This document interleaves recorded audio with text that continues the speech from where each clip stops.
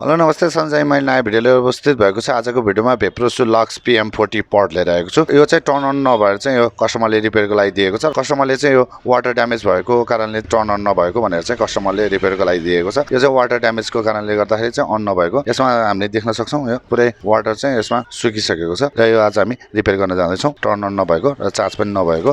एकचोटि हामी त्यो पनि हेरिहालौँ। डिस्प्लेलाई जोइन गरौँ। यसको यो जुन डिस्प्लेमा हामीले कनेक्टर लगायौँ। लगाइसकेपछि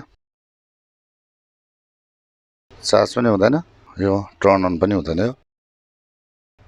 यो चार्जिङ पनि भएको छैन र यो टर्न अन पनि भएको छैन, किनभने वाटरले गरेर चाहिँ यो पुरै ड्यामेज भएको छ। रिमुभ गरौँ यो सबलाई। रिमुभ गरिसकेपछि यसलाई क्लिन गरेर हेरौँ र यो टर्न अन हुन्छ हुँदैन। नभएको खण्डमा चाहिँ के प्रब्लम रहेछ हामी यो भिडियोमा हेर्नेवाला छौँ। यो रिपेयर हुन्छ हुँदैन त्यो पनि हामी यही भिडियोमा हेर्नेवाला छौँ। मेरो भिडियो कस्तो लाग्छ प्लिज लाइक कमेन्ट र सेयर गरिदिनु होला। साथै नयाँ भ्युअर्सहरू मेरो च्यानल भिजिट गर्दै हुनुहुन्छ मेरो च्यानल चाहिँ सब्सक्राइब पनि गरिदिनु होला। साथै बेल आइकन पनि प्रेस गरिदिनु होला। कस्तो भिडियो हजुरलाई चाहिन्छ प्लिज कमेन्ट पनि गरिदिनु होला। जुन भेप्रोसु लक्स PM40 पडलाई चाहिँ आज हामी रिपेयर गर्न जान्छौँ। यो चाहिँ वाटर ड्यामेज भएर चाहिँ यो डेड भएर आएको छ। यसलाई चाहिँ आज हामी रिपेयर गर्न जाँदैछौँ र हेरौँ यो रिपेयर हुन्छ कि हुँदैन। र त्यो भिडियो हेर्नुभन्दा अगाडि चाहिँ मेरो च्यानलको सानो प्रोमो पछि चाहिँ हामी यसलाई सुरुवात गरौँ है त।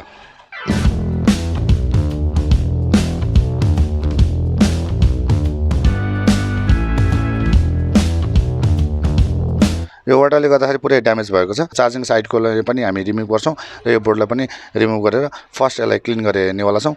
यो अन हुन्छ हुँदैन। त्यसमा नभएको खण्डमा के प्रब्लम रहेछ अब हेरौँ है त। डिसेम्बर कसरी गर्ने र यो जसको जुन एरर छ 999 को भिडियो चाहिँ मैले अलरेडी नै बनाएर चाहिँ मैले युट्युबमा चाहिँ लोड गरिसकेको छु। मेरो च्यानलमा गइकन सर्च गरिकन नै हजुरले हेर्न सक्नुहुन्छ, अथवा हेर्नु भएको छैन भने यो माथि आई बटनमा पनि दिनेवाला छु। हजुर गइकन हेर्न सक्नुहुन्छ। लक्स PM40 पडको चाहिँ कसरी डिसेम्बर गर्ने र 999 को एरर कसरी सल्भ गर्ने भनेर चाहिँ मैले अलरेडी नै भिडियो राखिसकेको छु।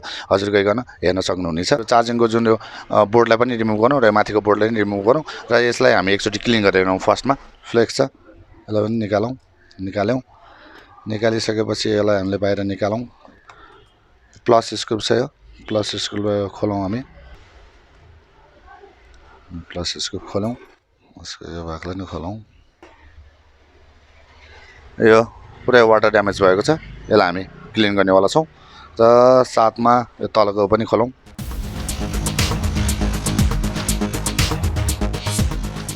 र यसको तल यो डिस्प्लेको साइडमा नि हेरौँ। वाटरले ड्यामेज त गरेको छैन, यो छैन, क्लिनै छ। अब हामीले यो छुट्यायौँ। छुट्याइसकेपछि प्लस स्क्रुपलाई पनि हामी खोलौँ।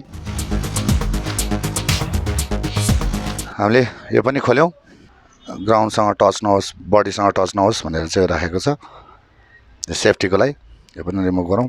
गर्नु पऱ्यो। वाटर पुरै यसमा जम्मा भएको छ र यतापट्टि साइडमा चाहिँ सेफ्टीको लागि चाहिँ यो ग्लु राखेको छ। पहिला सुरु यसलाई क्लिन गरौँ। वाटर ड्यामेज भइसकेपछि हामीले पहिला सुरु बोर्डलाई राम्रोसित क्लिन गर्नुपर्ने हुन्छ। पहिला राम्रोसित यसलाई क्लिन गरौँ र त्यसपछि एकचोटि जोइन गरेर हेरौँ यो अन हुन्छ कि हुँदैन। राम्रोसित क्लिन गरौँ।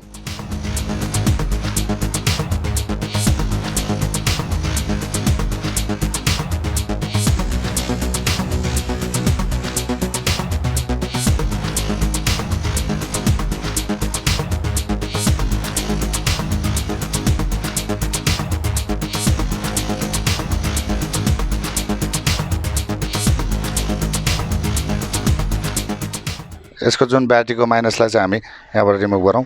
यहाँबाट माइनसलाई रिमुभ गरौँ। गरिसकेपछि एकचोटि हामी भोल्टेज चेक गरौँ। भोल्टेज यहाँसम्म आएको छैन। यो भइसकेपछि अब एकचोटि चेक गरौँ। 5 भोल्ट आएको छ, 1.6 आएको छ, यो भागमा 5 भोल्ट आएको छ। यो ब्याट्रीमा भोल्टेज कति छ एकचोटि हेरौँ। पुरा ब्याट्री पुरै डाउनै छ। पहिला ब्याट्रीलाई थोरै चार्ज गरौँ। ग्राउन्ड त यहाँबाट छुट्यायो। अब यसलाई हामी चार्ज गरौँ। थोरै बाहिरबाट चाहिँ यसलाई बुस्ट चार्जिङ गरौँ। यो प्लसलाई यहाँबाट रिमुभ गरौँ। प्लस भोल्ट भइहाल्यो। यो माइनस भोल्ट। यसबाट चाहिँ बुस्ट चार्जिङ गर्दैछु।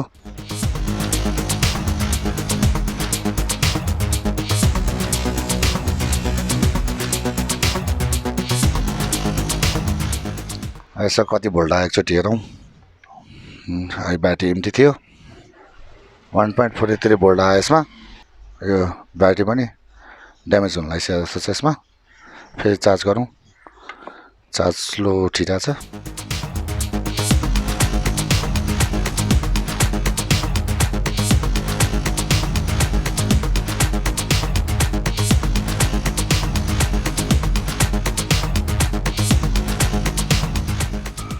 कति भोल्ट आयो एकचोटि हेरौँ 1.86 अझ राखौँ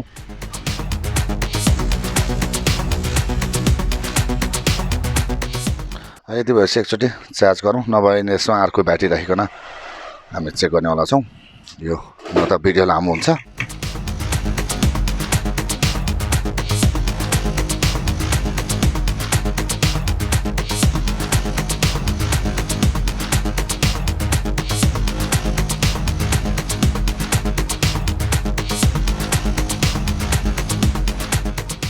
भोल्टेज कम छ यो अन त हुँदैन अब एकचोटि चार्जिङ हेरौँ ल्याएर चार्जमा हालौँ ब्याट्री पुरै एम्टी भएर चाहिँ यो सो गरेको छैन यो छैन एकचोटि चार्ज हुन्छ कि हुँदैन मोबाइलमा एकचोटि हेरौँ चार्ज भइरहेछ एकचोटि फेरि हेरौँ यो आएको छैन यसलाई रिमुभ गरौँ यहाँबाट यसलाई मैले बाहिर निकालेँ निकालिसकेपछि यसमा हामी अर्को ब्याट्री लगाइकन एकचोटि चेक गरौँ यो 3.7 भोल्टको ब्याट्री लिएको छु यसलाई माइनसमा राखौँ यहाँनिर यो प्लसमा भइहाल्यो यो माइनसमा अन भयो ब्याट्री पनि ड्यामेज भएको छ अन भयो चार्जिङ हेरौँ चार्जिङ पनि भएको छ यसको ब्याट्री पनि ड्यामेज भएको छ र यसको ब्याट्री हामीले चेन्ज गर्नुपर्ने हुन्छ हामीले बोर्ड क्लिन गऱ्यौँ त्यो पनि क्लिन गऱ्यौँ गरिसकेपछि यो अन भयो यो ब्याट्री चाहिँ पुरै ड्यामेज भइसकेको छ यो बोर्डलाई चाहिँ क्लिन गरिकन यो सक्सेस गरेका छौँ यो चाहिँ अन भएको छ यो अब ब्याट्री हामी अर्को चेन्ज गर्नेवाला छौँ बोर्ड अन हुन्छ कि हुँदैन भनेर चाहिँ मैले अर्को ब्याट्री राखिकन यसलाई चाहिँ चेक गर्दाखेरि यो अन भएको छ यो चाहिँ सक्सेस भएको छ अब यसमा हामीले यो ब्याट्री अर्को चेन्ज गर्दाखेरि भइहाल्छ यो रिपेयर सक्सेस भएको छ यसरी चाहिँ हामीले रिपेयर गर्न सक्छौँ यो भेपरेसो लक्स PM40 अब यसमा भनेको हामीले चेन्ज गर्नुपर्ने अब यो ब्याट्री एउटा चेन्ज गर्नुपर्ने छ यो ब्याट्री हामी चेन्ज गरिसकेपछि यो रिपेयर सक्सेस भइहाल्छ अब यसमा चाहिँ यो यसबाट चाहिँ हुँदैन यो किनभने यो ब्याट्री ड्यामेज भएको छ हामी यसमा अर्को चेन्ज गरिकन यसलाई हामी रिपेयर गरिकन कस्टमरलाई दिनेवाला छौँ यसरी चाहिँ हामीले रिपेयर गर्न सक्छौँ भनेर चाहिँ मैले भिडियो लिएर आएको सानो मेरो भिडियो कस्तो लाग्छ प्लिज लाइक कमेन्ट र सेयर गरिदिनु होला साथै नयाँ भ्युअर्सहरू मेरो च्यानल भिजिट गर्दै हुनुहुन्छ भने मेरो च्यानल चाहिँ सब्सक्राइब पनि गरिदिनु होला साथै बेल आइकन पनि प्रेस गरिदिनु होला कस्तो भिडियोजलाई चाहिन्छ प्लिज कमेन्ट पनि गरिदिनु होला पट चाहिँ यो वाटर ड्यामेज भइकन आएको थियो यसलाई चाहिँ हामीले जुन यो बोर्ड क्लिन गरिकन र यसमा चाहिँ यो ब्याट्री ड्यामेज छ यो चेन्ज गरिकन कस्टमरलाई चाहिँ दिनेवाला छौँ यसरी चाहिँ हामीले यसलाई रिपेयर गर्न सक्छौँ भन्दै अर्को भिडियोमा चाँडो भेट्ने बाचा गर्दै यो भिडियोबाट चाहिँ म बिदा लिन चाहन्छु